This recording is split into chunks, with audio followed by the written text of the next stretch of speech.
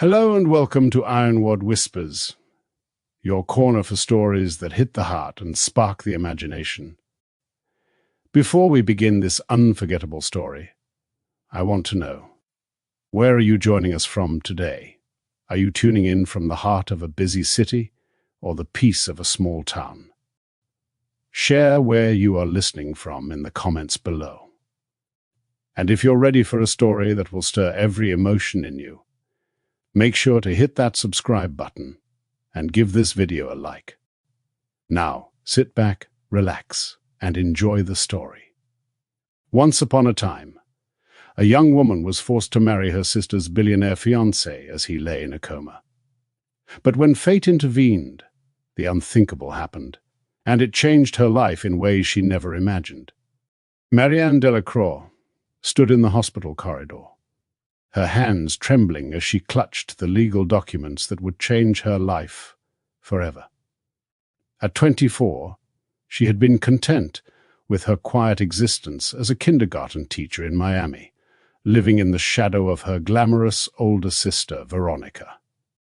But now, with Veronica missing for 3 weeks and their family's fortune hanging by a thread, Marianne faced an impossible choice. The papers in her hand were marriage documents, and the groom waiting in the hospital room had been in a coma for the past month. Tony Sachs, the 35-year-old casino mogul who owned half of Florida's gambling establishments and luxury resorts, lay unconscious in the private suite, unaware that his bride-to-be had vanished without a trace. The merger between the Sachs empire and the Delacroix shipping company depended on this marriage, and with it the jobs of thousands of employees and the survival of Marianne's family legacy. Her father, Richard Delacroix, had made it clear, without this union everything would collapse within days. The creditors were circling, and only Tony's signature on the merger documents, which required him to be legally married to a Delacroix daughter, could save them. "You have to do this," Richard said, appearing beside his younger daughter. His face, once proud and distinguished, was gaunt with stress. Veronica made her choice when she ran off with that artist to God knows where. The contracts are specific. Tony must marry a Delacroix daughter before his 36th birthday, which is tomorrow. If he dies without the marriage, his empire goes to his corrupt half-brother, and our deal dies with it. Marianne looked through the window at the unconscious man, machines keeping him alive after a suspicious car accident that many whispered wasn't accidental at all. She had met Tony exactly twice, once at a charity gala where he'd barely noticed her, and once at the engagement party where he'd only had eyes for Veronica. "This is fraud," Marianne whispered, her conscience warring with family loyalty. "When he wakes up, if he wakes up, he'll have me arrested." Richard gripped her shoulders, desperation leaking through his composed facade. "The doctors say he may never wake up. But if he does, we'll explain everything. Tony is a businessman above all else. He'll understand that we protected his interests as well as ours. His brother Marcus has been maneuvering to take control. This marriage keeps the empire in Tony's hands, even if he's incapacitated." The logic was sound, but Marianne felt like she was suffocating. She was being asked to marry a stranger in a coma to take her sister's place in a business arrangement dressed up as romance. The ceremony, if it could be called that, was surreal. A judge, 2 lawyers, and a handful of witnesses gathered in Tony's hospital room. Wore a simple cream dress, refusing her mother's suggestion to wear Veronica's abandoned wedding gown. The unconscious groom was propped up slightly in bed, his dark hair carefully styled by a nurse to maintain the illusion of normalcy. Even in his comatose state, Tony Sachs was undeniably handsome, sharp cheekbones, a strong jaw, and an aura of power that transcended consciousness. Marianne held his limp hand as the judge read the vows, fighting the urge to run. "By the power vested in me by the state of Florida, I now pronounce you husband and wife," the judge concluded, looking deeply uncomfortable with the proceedings. The marriage certificate was signed, with Tony's signature carefully guided by his power of attorney. And just like that, Marianne Delacroix became Marianne Sachs, wife to a billionaire who didn't even know she existed. As the witnesses filed out, she remained beside the bed, staring at her new husband. "I'm sorry," she whispered to his unconscious form. "I'm so sorry for what we've done to you. To us." The next 3 months passed in a strange routine. Marianne moved into Tony's palatial estate in Coral Gables, a Mediterranean-style mansion that felt more like a museum than a home. She spent her days teaching kindergarten, maintaining some normalcy in her life, and her evenings at the hospital. The staff had grown used to seeing Mrs. Sachs reading to her comatose husband, updating him on business matters that his executives shared with her, and simply sitting in companionable silence.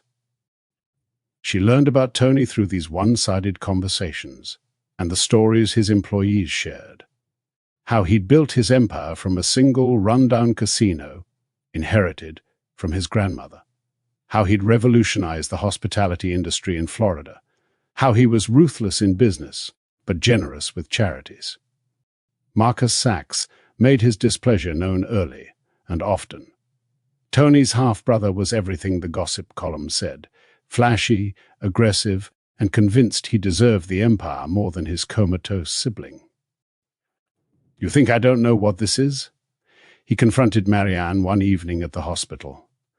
Veronica chickened out, so they sent in the mousy little sister to secure the deal. "When Tony wakes up, he'll see right through this charade." Marianne met his gaze steadily, finding strength she didn't know she possessed. "If Tony wakes up, he'll find his empire intact and thriving, which is more than could be said if you'd gotten your hands on it." Marcus's face flushed with anger, but before he could respond, security arrived to escort him out. Marianne had learned to alert them whenever he appeared. As the weeks turned to months, something unexpected happened. Marianne began to know Tony through the empire he'd built and the people who loved him. His assistant, Elena, shared stories of Tony's kindness. How he'd paid for her son's cancer treatment, how he'd started a program to help gambling addicts, how he'd anonymously funded scholarships for hospitality workers' children. The head of security, James, told her about Tony's courage in standing up to mob influences trying to corrupt his casinos. The household staff spoke of a fair employer who knew everyone's names and asked about their families. The man in the coma began to take shape as more than just a billionaire. He was someone who'd used his wealth to make a difference. Marianne found herself talking to Tony more naturally as time passed. "You'd laugh at what Marcus tried to pull today," she'd say, recounting his latest scheme to undermine the company. Or, "One of my kindergartners asked if I was a princess because I live in a castle. I told her I was just borrowing it."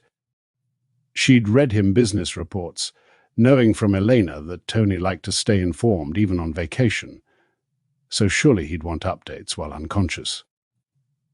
She brought in his favorite music, surprising herself by caring enough to ask what it was. Classic rock, it turned out, not the classical music his sophisticated image suggested. The house began to feel less like a museum under Marianne's unconscious influence. She couldn't help but add small touches.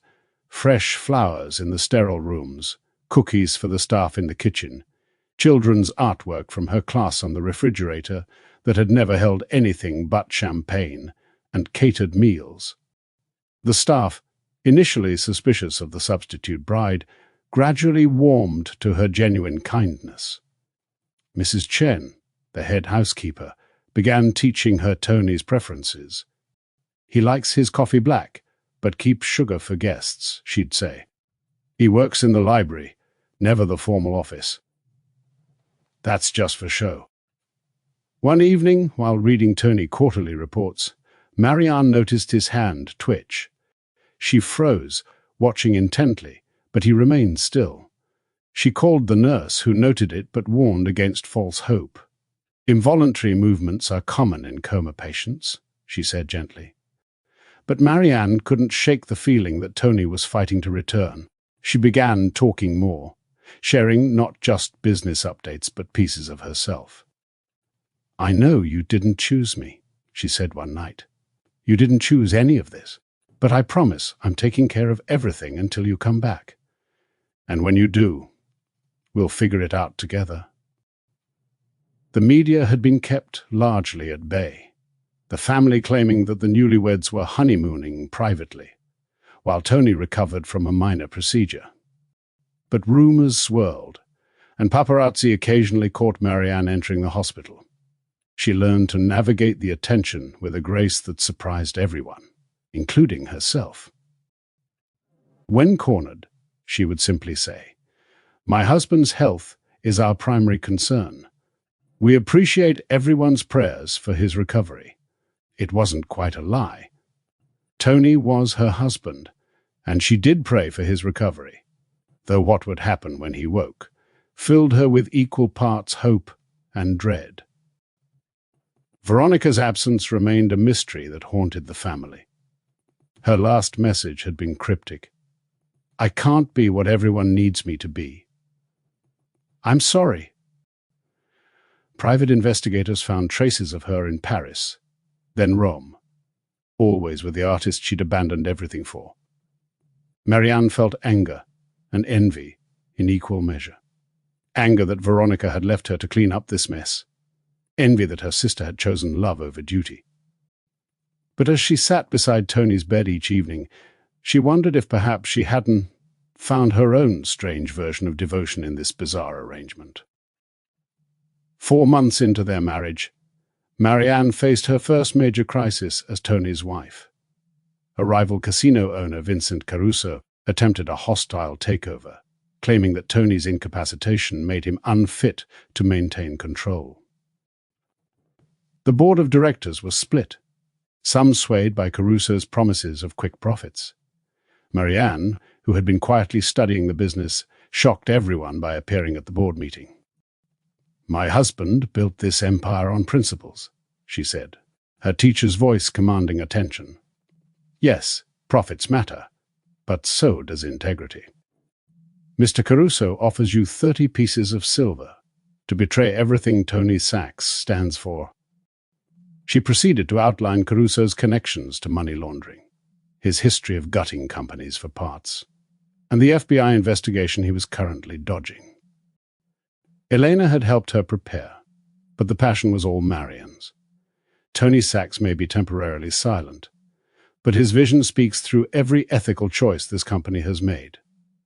"I won't let you destroy that for short-term gain." The board voted to reject Caruso's offer, and several members approached her afterward with newfound respect.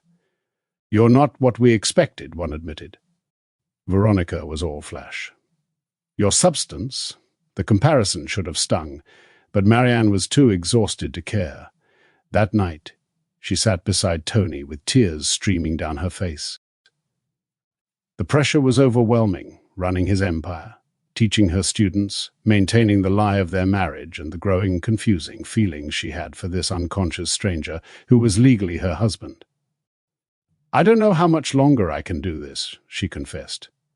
"Everyone wants me to be you, or Veronica, or some perfect combination. But I'm just Marianne. I'm just a kindergarten teacher who got pulled into something way over her head. Please, Tony, please wake up. Even if you hate me, even if you have me arrested, just please come back." As if in response, Tony's monitors began beeping erratically. Nurses rushed in, pushing Marianne aside as they worked. The doctor was called, tests were run, and after what felt like hours, Dr. Patterson emerged with a cautious smile. His brain activity has increased significantly. He's fighting to wake up. It could be days or weeks, but I believe Mr. Sachs is beginning his journey back to consciousness. Marianne's knees buckled with relief and terror. She had prayed for this moment, but now that it was approaching, the reality of what she'd done crashed over her. She was married to a man who thought he was engaged to her sister. How could she possibly explain? The board was notified of Tony's improvement, which stabilized stock prices and employee morale. Marcus, predictably, increased his attempts to cause chaos, but Marianne had learned to anticipate his moves. She hired additional security and had the company lawyers document every one of Marcus's schemes. When Tony wakes, she told James, he needs to know exactly what his brother tried to pull. She threw herself into preparing, organizing files on everything that had happened during his coma, ensuring the company was in perfect order, and steeling herself for the confrontation that would surely come. 2 weeks later, on a humid Tuesday afternoon, Marianne was reading to Tony from a business magazine when his eyes fluttered. She stopped mid-sentence, holding her breath. Slowly, painfully, Tony's eyes opened, unfocused and confused. "Mr. Sachs? Tony?" she whispered, reaching for the call button. But his hand caught hers with surprising strength. He stared at her for a long moment, his brow furrowed in confusion.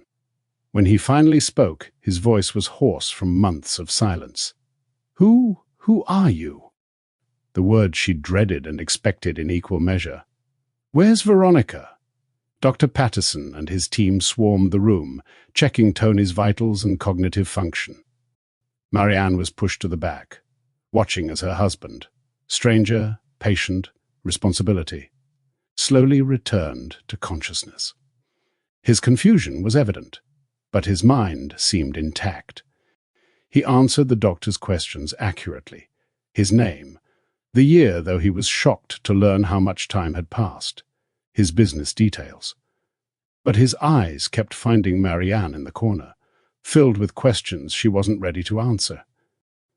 "Everyone out except family," Dr. Patterson finally ordered. "He needs rest and gradual reorientation." The medical staff filed out, leaving Marianne alone with her conscious husband for the first time. "You're not Veronica," Tony said, his voice stronger but still rough. "But you're wearing a wedding ring." "My wedding ring?" Marianne forced herself to approach the bed, her heart hammering. "No, I'm not Veronica. I'm her sister, Marianne. And yes, I'm your wife." The words sounded insane even to her. Tony's expression cycled through confusion, anger, and something like fear. "My wife? How is that possible? I was engaged to Veronica. We were supposed to marry—" He paused, memory clearly fuzzy. "There was an accident. The car came out of nowhere." His eyes sharpened. "How long have I been unconscious?" 4.5 months, Marianne said quietly. "You've been in a coma since the accident. A lot has happened, and I know this is confusing and probably infuriating, but I need you to listen." She pulled a chair close to his bed, maintaining some distance but trying to appear non-threatening. "Veronica disappeared 3 weeks before your wedding. She left a note, said she couldn't go through with it. But the merger between our companies, all the contracts, they required you to marry a Delacroix daughter before your 36th birthday. If you didn't, Marcus would have gained control of everything." She watched Tony process this, his businessman's mind clearly working despite the circumstances. "So you married me while I was unconscious," Tony said slowly. "Without my consent. To save the business deal." His tone was unreadable, which was somehow worse than anger. Marianne nodded, unable to deny the ugly truth. "My father said it was the only way to save both our companies. Thousands of jobs were at stake. Marcus was already moving to take over. I know it was wrong. I know you have every right to have me arrested or sued or whatever you want to do. But at the time, it seemed like the only choice." She forced herself to meet his eyes. "I'm not proud of it, but I'm not sorry for protecting your empire from your brother." Tony was silent for a long moment, studying her with an intensity that made Marianne want to flee. Finally, he asked, "What else? 4 months is a long time. What else has happened?" So Marianne told him everything. Marcus's schemes, Caruso's takeover attempt, the board battles, the daily operations she'd overseen with Elena's help. She showed him the files she'd prepared, the stock prices that had remained stable, the new contract signed in his name. Tony listened without interrupting, his expression giving nothing away.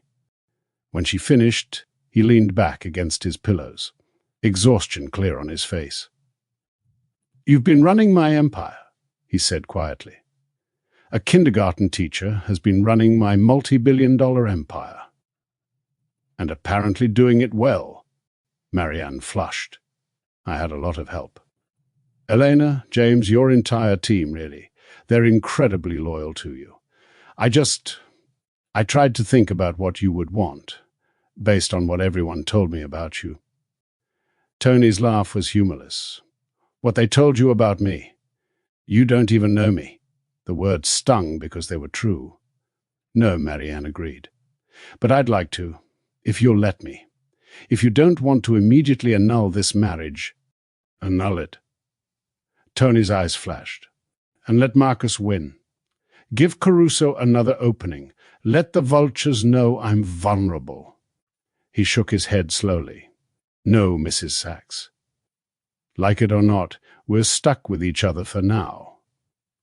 The question is what we do about it."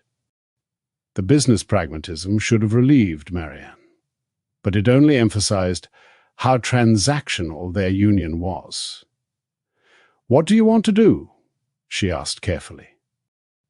Tony studied her again, and she wondered what he saw.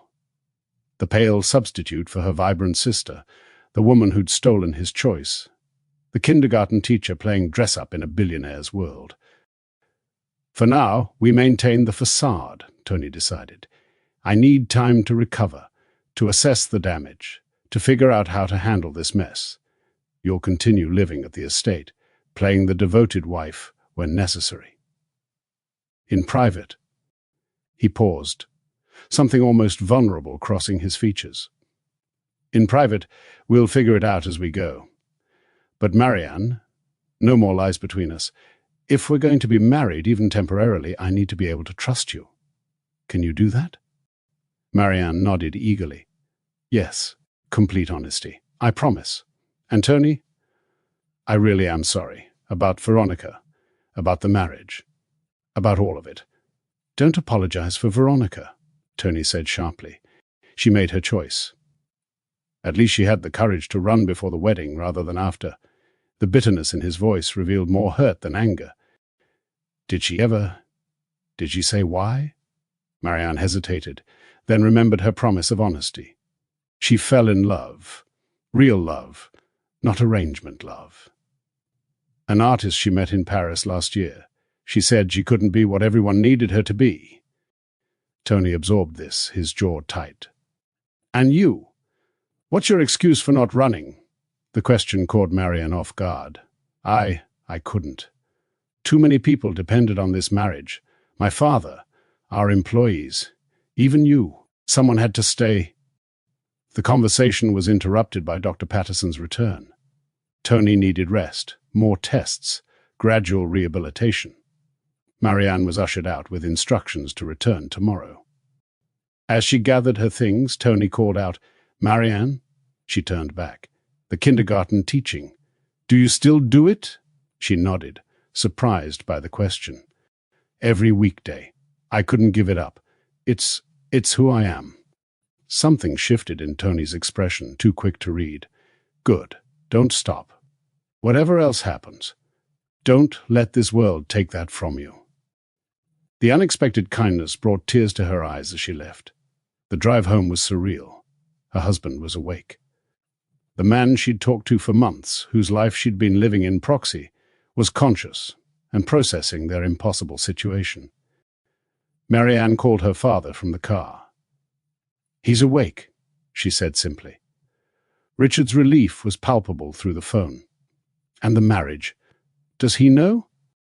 "He knows everything. He's processing.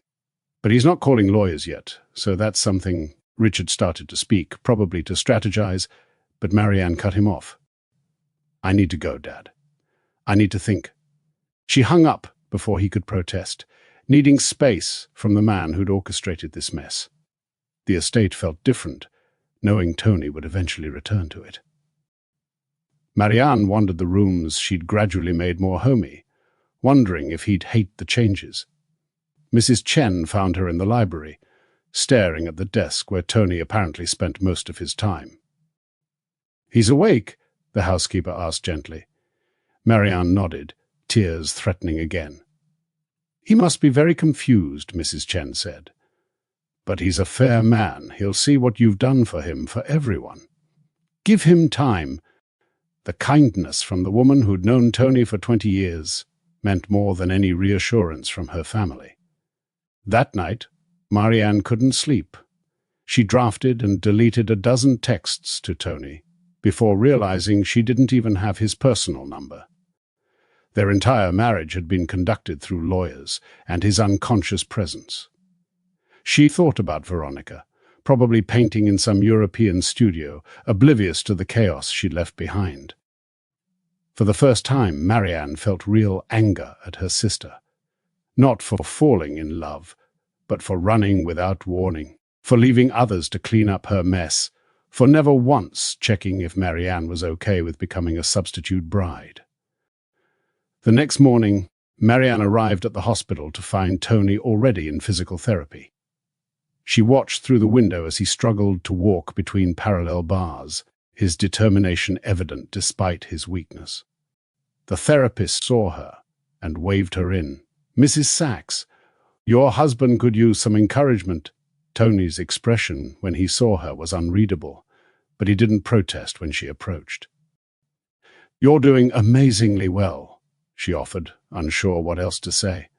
"Flatterer," Tony replied, but there was a hint of humor in it, though I suppose a good wife would say that. They fell into a pattern over the following days. Marianne would visit after teaching, bringing updates on the business and sitting with Tony through his various therapies. He asked pointed questions about company operations, clearly impressed despite himself at how she'd handled things. "You really told the board I'd built the empire on principles?" he asked one afternoon. "That was quite a risk. They prefer profits to principles." "It worked, didn't it?" Marianne replied. "Besides, it was true. Everything I learned about you suggested you valued integrity." "Was I wrong?" Tony shook his head slowly. "No, you weren't wrong. Just surprisingly perceptive for someone who didn't know me." The media caught wind of Tony's recovery, and suddenly the hospital was swarmed. Marianne found herself in the spotlight in a way she'd never experienced. Tony watched from his window as she handled the press with grace, sticking to simple statements about his improving health and their request for privacy. "You're good at that," he commented when she returned. "I hate it," she admitted. "But I pretended they were all unruly kindergartners, and that helped." Tony actually smiled at that, the first genuine smile she'd seen from him. It transformed his face, and Marianne understood why Veronica had initially been attracted to the match. Elena brought contracts that required Tony's signature, and Marianne watched him work, seeing the sharp mind that had built an empire. But she also noticed his frustration with his physical limitations, the way his hands shook after too much activity. "It'll get better," she said quietly after Elena left. "The doctors say with time." "I know what the doctors say," Tony snapped, then immediately looked contrite. "Sorry, I'm not good at being weak." Marianne surprised herself by reaching out to touch his hand. "You're not weak. You're recovering. There's a significant difference." "And Tony, you survived something that was meant to kill you. That's the opposite of weak." Their first real conversation about the future came 2 weeks after Tony woke. He was stronger, preparing for discharge, and the reality of their situation couldn't be ignored any longer. "We need a plan," Tony said. "All business. The media will be watching when I leave here." "What's our story?" Marianne had been dreading this conversation. "What do you want our story to be?" "I'll follow your lead." Tony was quiet for a moment. The truth would destroy both companies' stock prices. A scandal like this, married while in a coma, bride swap. It would be a feeding frenzy. He looked at her directly. Could you pretend? Really pretend, not just hospital visits. Living together, public appearances, the whole charade. For how long? Marianne asked, her heart sinking. She'd grown comfortable with Tony, but pretending to be in love with him while knowing he resented her presence seemed like torture. 6 months? A year? Until the merger is stable and we can quietly divorce without raising suspicions. Tony's tone was practical, but Marianne caught something in his eyes. Uncertainty? Regret? I know it's a lot to ask. You've already given up months of your life for this. But I'll do it, Marianne interrupted. You're right about the scandal. Too many people would be hurt. But Tony, I have conditions. Of course you do, Tony said, but he sounded more amused than annoyed. Let's hear them. Marianne squared her shoulders. I continue teaching. No matter what social obligations come up, my students come first. Second, we're honest with each other. Always. No games, no power plays. Third, when we do divorce, it's amicable. No ugliness, no blame. We part as friends if possible. Tony nodded slowly. Fair enough. My conditions. You continue handling the charitable divisions you've apparently created in my absence. You don't redecorate my private study. And he paused, looking almost vulnerable. You helped me understand what happened while I was gone. Not just the business stuff, but everything. The day of Tony's discharge arrived with a media circus. Marianne dressed carefully in an outfit Elena had selected. Sophisticated but not flashy, supportive wife rather than trophy. Tony wore a suit for the first time since the accident, and despite his lingering weakness, he looked every inch the powerful billionaire. Ready? He asked, offering her his arm at the hospital entrance. Marianne slipped her hand through his elbow, feeling the tension in his muscles. As ready as one can be for this, she murmured. Just remember, I'm terrible at lying. If I look terrified, people will probably think it's wedding jitters or something. The walk to the car felt like a gauntlet. Cameras flashed, reporters shouted questions, and Marianne fought the urge to hide. Tony's presence beside her was surprisingly steadying. He fielded questions with practiced ease, thanking everyone for their concern and requesting privacy during his continued recovery. His hand covered hers on his arm, a gesture that looked protective but felt like partnership. They made it to the car, and as they pulled away from the chaos, Tony leaned back with a sigh. That was awful, Marianne finished. That was awful. How do you stand it? Practice, Tony said dryly, and usually I don't have a wife I barely know beside me, which admittedly adds a layer of complexity. The drive to the estate was quiet, both lost in thought. When they arrived, the staff had assembled to welcome Tony home. Marianne watched him greet each person by name, inquiring about their families, thanking them for their patience. It was genuine, she realized, not performance. This was the Tony that Elena and James had described, the man who valued people, not just profits. Mrs. Chen had tears in her eyes when Tony hugged her. We've missed you, Mr. Tony, though Mrs. Marianne has taken wonderful care of everything. Tony glanced at Marianne with an expression she couldn't read. So, I'm learning. The first evening in the house as conscious husband and wife was awkward. Marianne showed Tony the changes she'd made, bracing for criticism. Instead, he seemed thoughtful. You made it more alive, he said finally, touching a vase of fresh flowers. Before it was just a house. Now it's a home, Marianne suggested tentatively. I hope you don't mind. It felt so cold and I was here alone and... I don't mind, Tony interrupted. It's nice. Different, but nice. They ate dinner together in the informal dining room, rather than the massive formal one. Conversation stilted, but not hostile. Tony asked about her kindergarten class, seeming genuinely interested in her stories about 5-year-olds learning to read. "Why teaching?" he asked over dessert. "With your family's money, you could have done anything." Marianne considered her answer. "Because it matters. Because 5-year-olds don't care about your last name or your bank account. They care if you're kind, if you listen, if you make learning fun. It's the most honest relationship in the world." Tony studied her with that intense gaze.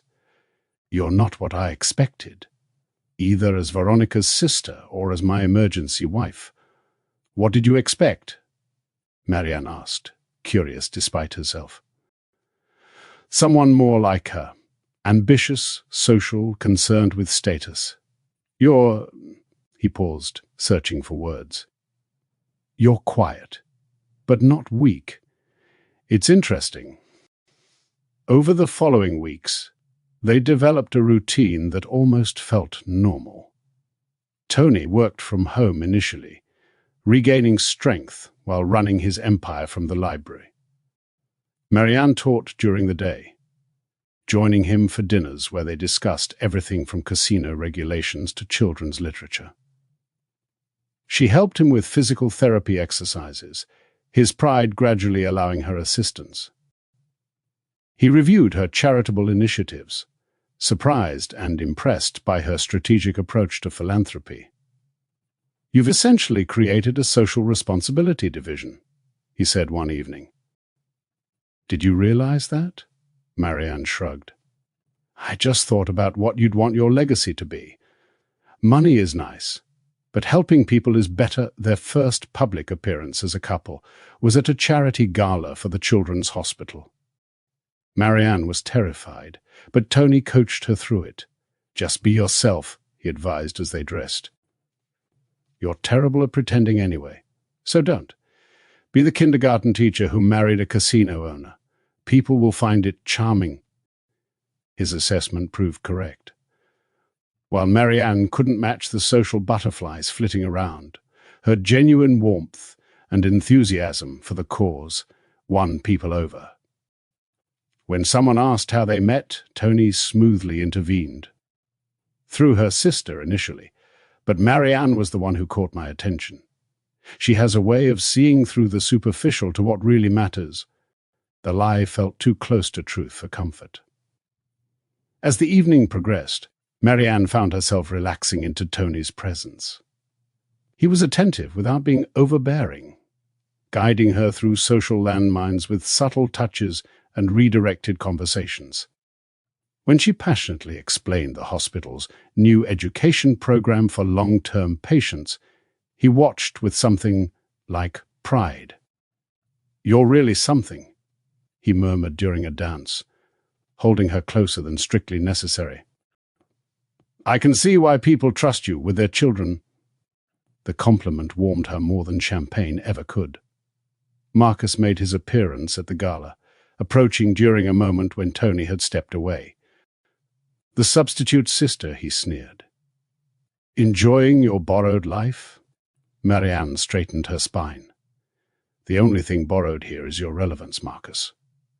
Your brother is awake, aware, and fully in control. Your schemes failed. Accept it and move on." Marcus's face darkened. "You think you've won? Tony will see through you eventually. He'll realize what a pale replacement you are for Veronica." The word stung, hitting insecurities Marianne tried to hide. But before she could respond, Tony appeared, sliding his arm around her waist. "Problem here?" Tony asked, his tone deceptively mild. Marcus forced a smile. "Just congratulating your wife on her performance." "Quite the actress." Tony's arm tightened around Marianne. "The only performance I see is yours, Marcus. Pretending you belong in civilized company when we both know you've been bribing board members and conspiring with criminals. Leave. Now, before I have security escort you out." Marcus left with a parting glare, and Tony guided Marianne to a quiet corner. "You okay?" he asked, genuine concern in his voice. He's not wrong, Marianne admitted quietly. I am a substitute, a pale replacement. Tony's expression shifted to something she couldn't read. You're not pale anything, you're unexpected. Now come on, let's get through this circus so we can go home. The word home in Tony's mouth when referring to their shared space made Marianne's heart skip. She was in dangerous territory, she realized. Playing house with Tony, seeing his kindness beneath the businessman exterior, feeling protected and valued in ways she never had before. It was becoming too real. The fake marriage was starting to feel genuine, at least on her side. But Tony had been clear about the arrangement. 6 months to a year, then an amicable divorce. She couldn't afford to forget that, no matter how his hand felt on her back or how his rare smiles made her stomach flutter. That night, as they returned to the estate, Tony surprised her. Thank you for tonight, for handling Marcus, for all of it. I know this isn't what you signed up for in life. They stood in the foyer, an awkward moment of not knowing how to end an evening that felt like a date but wasn't. You're welcome, Marianne said softly. And Tony? You're not what I expected either. In the best way. She retreated to her room before saying something foolish, like how she was starting to wish their marriage was real.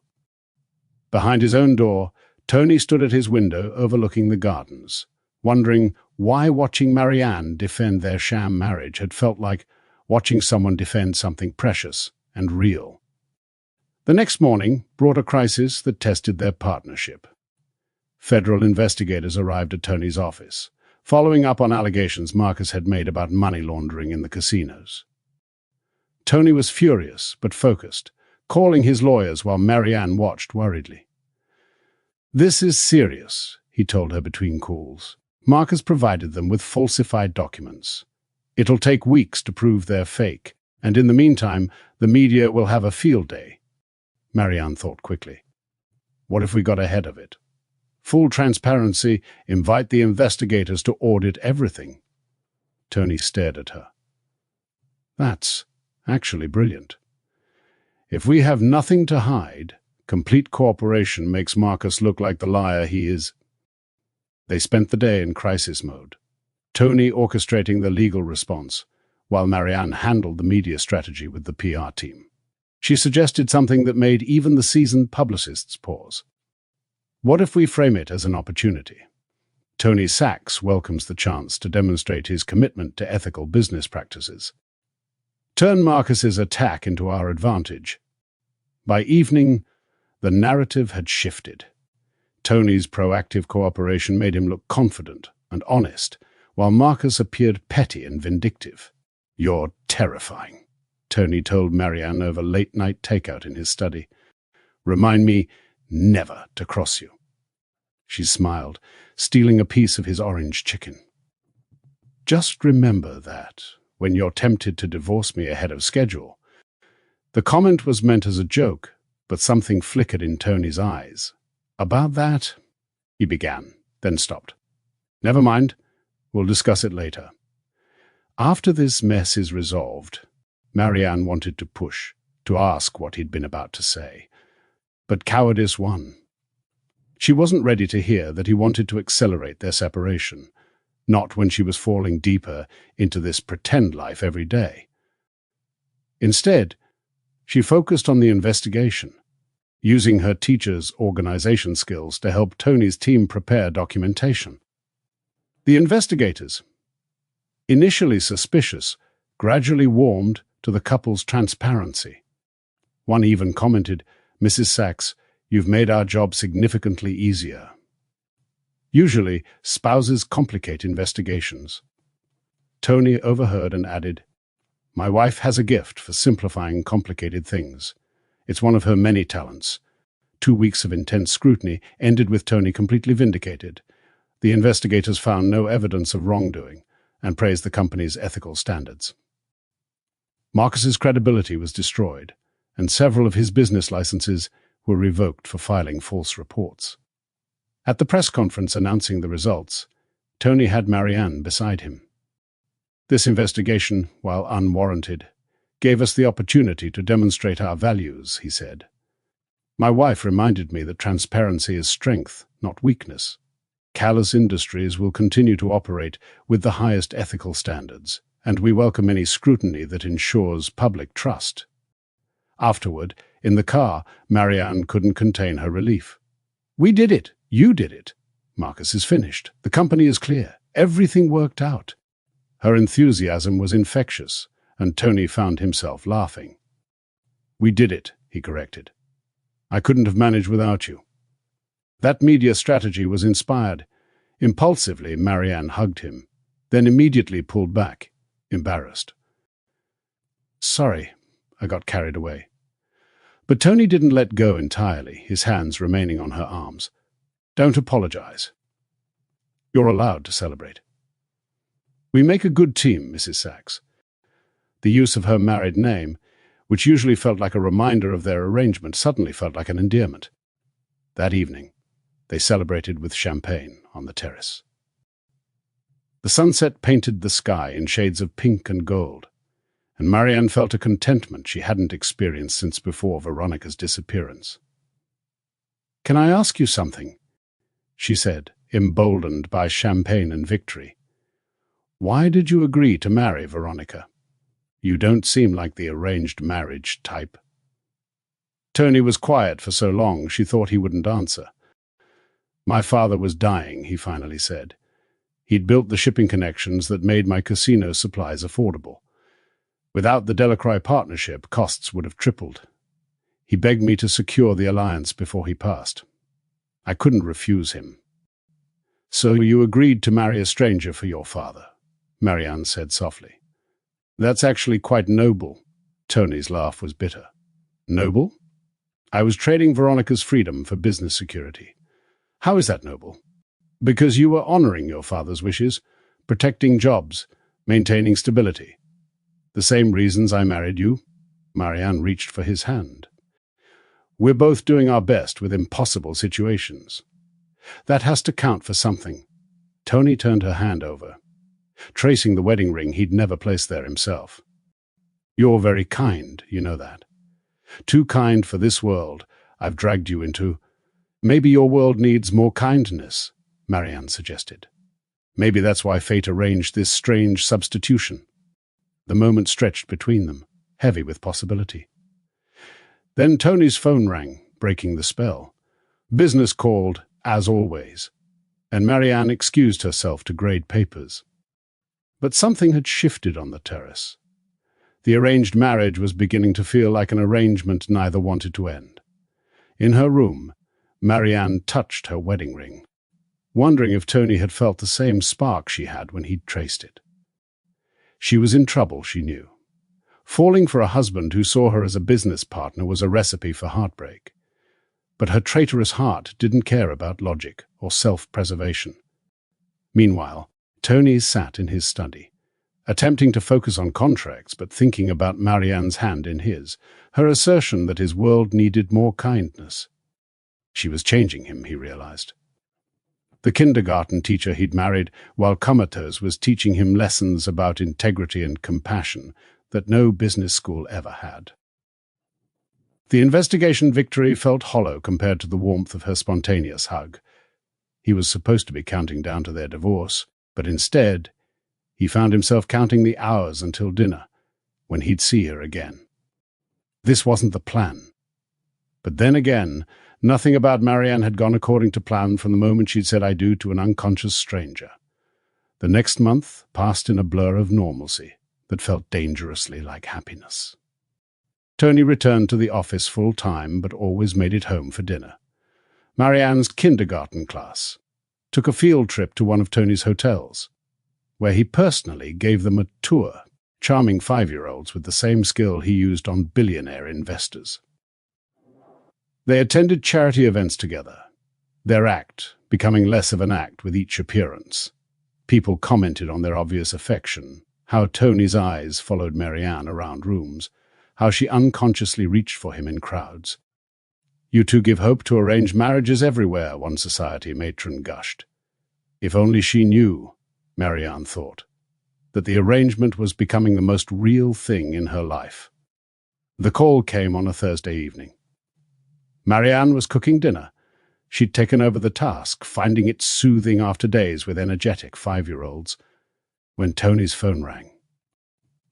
His expression went from curious to shocked to something unreadable. "I see. Yes. No, don't do anything. I'll handle it." He hung up and stood frozen, the color draining from his face. "Tony, what's wrong?" Marianne turned off the stove, approaching cautiously. He looked at her with an expression she'd never seen before. Lost, confused, almost afraid. "That was a private investigator. The one I hired to find Veronica." Marianne's heart stopped. "They found her." Tony nodded slowly. "She's in Miami. Has been for 2 months. The artist left her. She's—" He paused, running a hand through his hair. "She's been trying to work up the courage to come home. To come back to me." The kitchen felt suddenly airless. Marianne gripped the counter for support as the implications crashed over her. Veronica was back. The real fiancé, the chosen sister, the one Tony had actually agreed to marry. "Oh," she managed, her voice barely a whisper. That's good. You must be relieved." Tony stared at her incredulously. "Relieved?" "Marianne, my ex-fiancé who abandoned me at the altar wants to come back after I've been married to her sister for 6 months. How is any of this relieving?" But Marianne was already retreating, walls slamming up around her heart. "She's who you really wanted, who you chose. I was just the substitute, the understudy. Now the real star is back." "Stop," Tony commanded, crossing to her. "Don't do that. Don't minimize what you've done, who you've been." But Marianne was already in survival mode. "We should call the lawyers. Figure out how to handle this. An annulment might be possible given the circumstances. Or a quiet divorce. Veronica can claim she had a breakdown or something. The media loves a good reconciliation story." Her words came faster, building barriers. "I'll move out immediately, of course. We can say I'm traveling or—" "Stop!" Tony grabbed her shoulders, forcing her to meet his eyes. "Is that what you want? To just disappear? To pretend the last 6 months never happened?"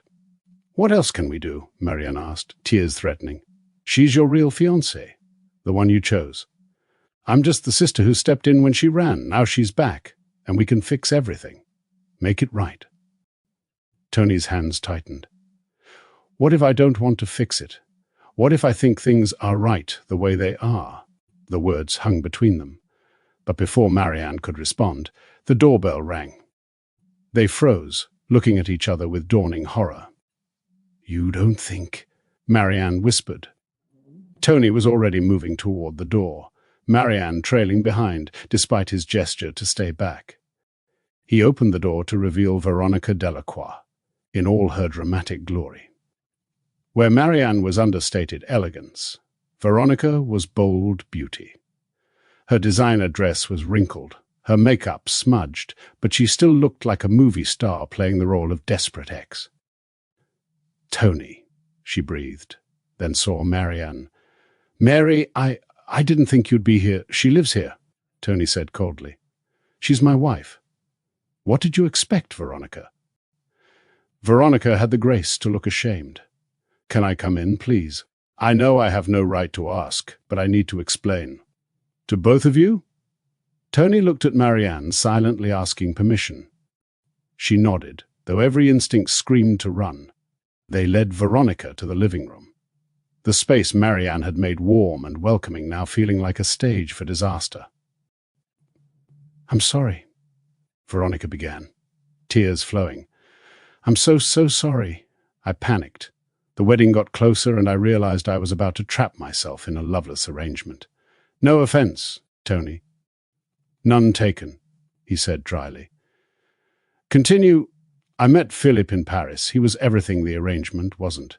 Passionate, spontaneous, free. I thought I was in love. I thought running away was brave." She laughed bitterly. "Turns out I was just selfish and stupid.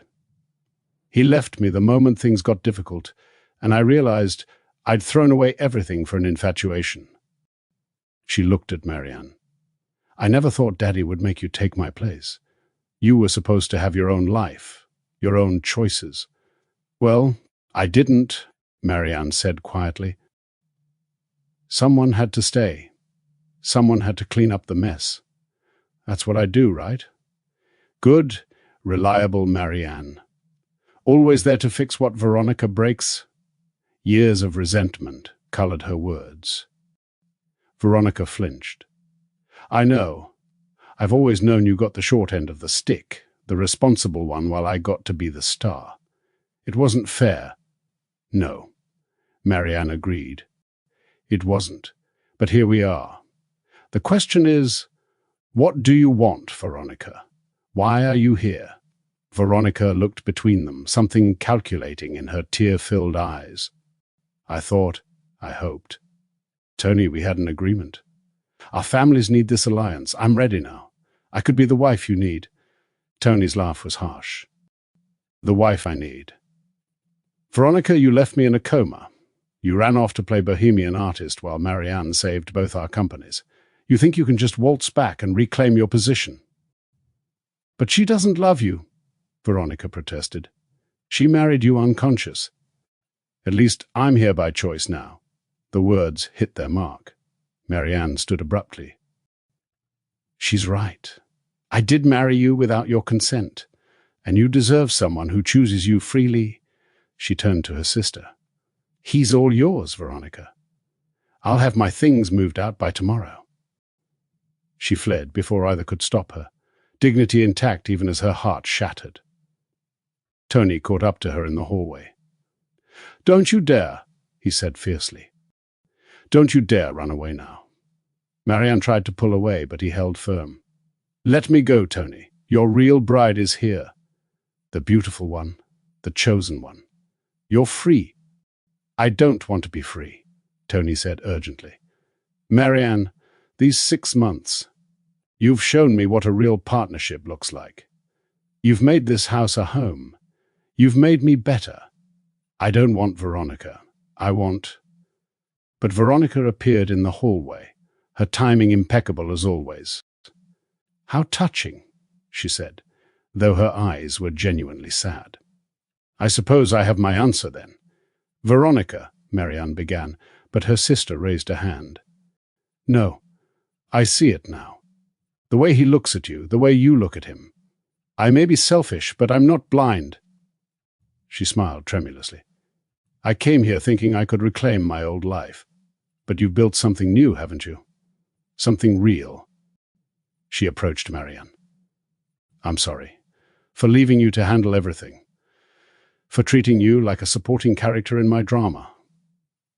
You were never pale, or substitute, or second best. I was just too self-absorbed to see it. The sisters looked at each other, years of complicated history between them. Then Veronica kissed Marianne's cheek. Be happy, little sister, you deserve it. She turned to Tony. Take care of her. She's worth a dozen of me. And with that, Veronica swept out, leaving devastation and possibility in her wake. Marianne stood frozen, trying to process what had just happened. Tony moved cautiously closer. She's gone, he said unnecessarily. You didn't have to. I would have understood if you wanted to honor the original arrangement. Marianne finally looked at him. Would you?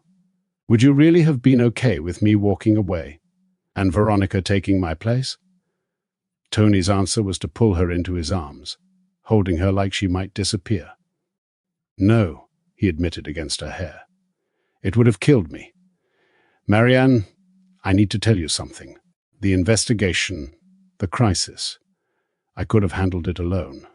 But having you there, seeing your brilliant mind work, watching you defend me, I realized something.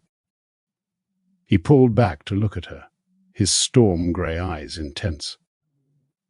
I realized I was falling in love with my accidental wife, the kindergarten teacher who reads quarterly reports to comatose strangers, the woman who fights board members and federal investigators with equal ferocity, the quiet sister who turned out to be a force of nature.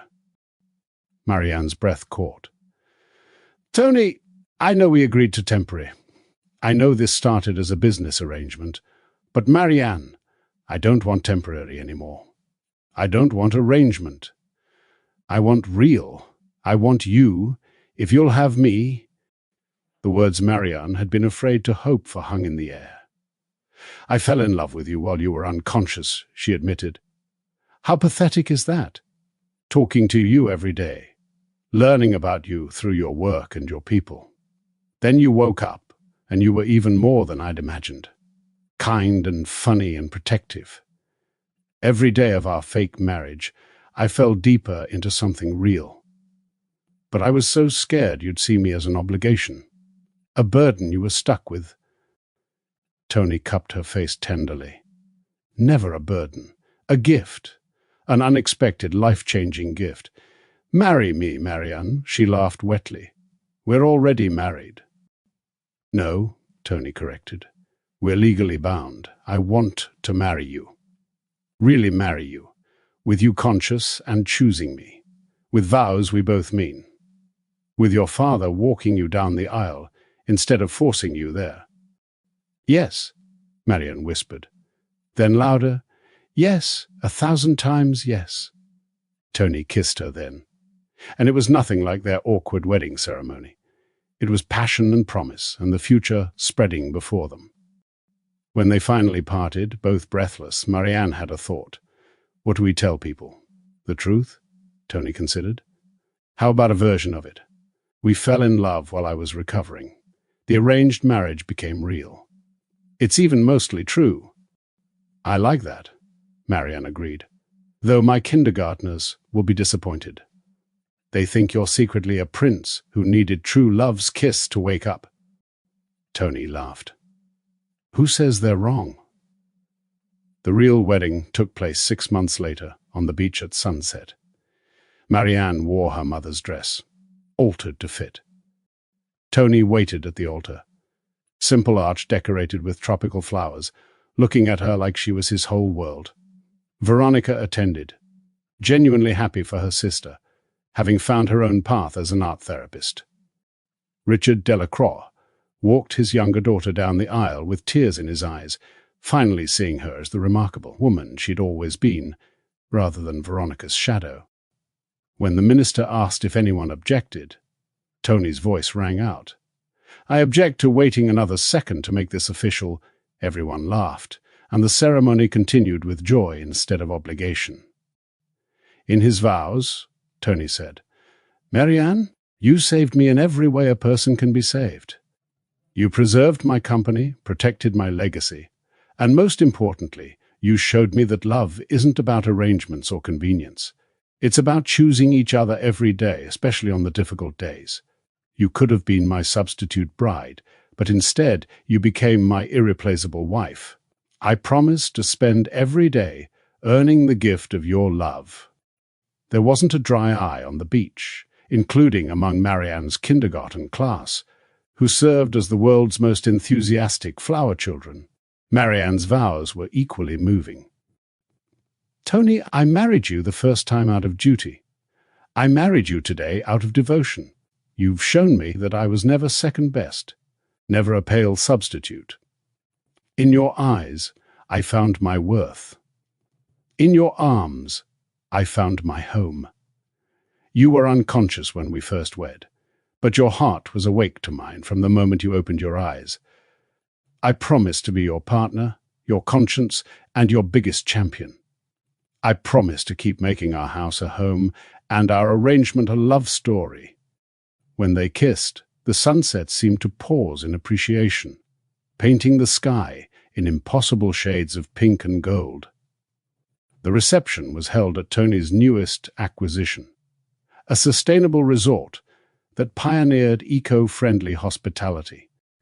It was Marianne's influence made manifest, proof that their partnership extended beyond the personal to the professional.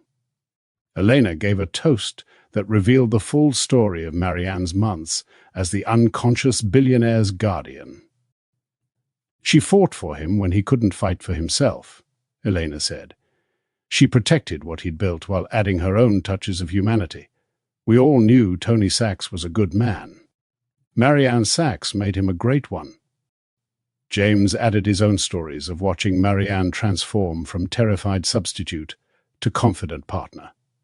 "I've worked security for a lot of powerful people," he said, "but I've never seen anyone wield kindness as effectively as Mrs. Sachs."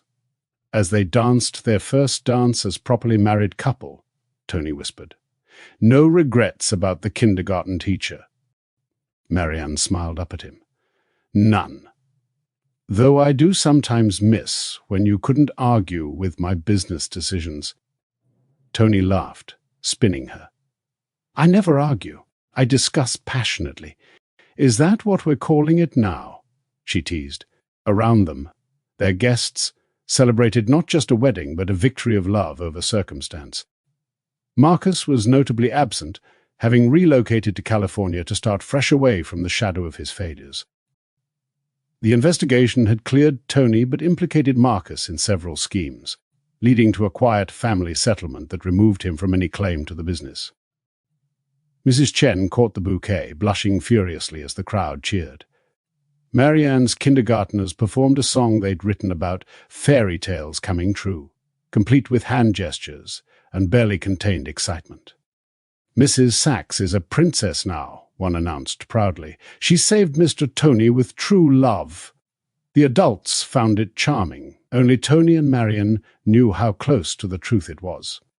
As the evening progressed, Marianne found a quiet moment to stand at the ocean's edge, still in her wedding dress, but barefoot in the sand. Tony found her there, jacket discarded, bow tie undone. "Second thoughts?" he asked, joining her. "Never," Marianne assured him, "just thinking about how strange life is. A year ago, I was grading papers and worrying about parent-teacher conferences. Now, I'm married to a billionaire and helping run a casino empire. It doesn't feel real sometimes." Tony pulled her close. "Which part doesn't feel real? The billionaire or the love?" "The love," Marianne admitted. "The billionaire part is just details. But being loved by you, being chosen by you, that's the fairy tale." Tony kissed her temple. "Then let me make it feel real every day for the rest of our lives." They returned to the reception, where Veronica was dancing with one of Tony's executives, looking genuinely happy. She caught Marianne's eye and mouthed thank you. A lifetime of sisterly competition finally laid to rest. Richard Delacroix made a rare emotional speech, admitting his failures as a father and praising Marianne's strength. "I pushed for this arrangement to save the business," he said. "I never imagined it would save my daughter from a life in the shadows. Tony, you've given her the spotlight she always deserved but never sought. For that, I'm forever grateful." The evening ended with sparklers and well wishes as Tony and Marianne departed for their honeymoon. A month-long trip combining beach relaxation with visits to Tony's international properties. "A working honeymoon," Marianne had protested when he'd suggested it. "I want your input on the global operations," Tony had explained. "Partners in everything. Remember." Now, as they boarded his private jet, Marianne marveled at how natural it felt. The luxury that had once intimidated her was just background noise to their partnership. "Where to first, Mrs. Sachs?" Tony asked as they settled into their seats. "Surprise me, Mr. Sachs," Marianne replied. "You're good at that." He certainly was. The boy who'd woken from a coma to find himself married had become the man who chose that marriage every day. The substitute bride had become the irreplaceable wife. And the arrangement, that had begun in a hospital room with an unconscious groom, had become a love story worthy of the fairy tales Marianne read to her kindergartners. As the jet lifted off, carrying them toward their future, Marianne looked at her husband, really looked at him, and saw not the billionaire or the obligation, but the man who'd chosen her above all others. The unthinkable had happened. A forced marriage had become a cherished love, and they were just getting started. 10 years later, Marianne stood in the same hospital where she'd first married Tony, though now she was there for a very different reason.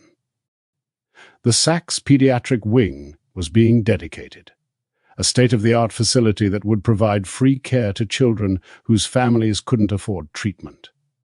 It was their joint vision made real. Tony's resources and Marianne's heart creating something beautiful. "Ready?" Tony asked, finding her in the quiet moment before the ceremony.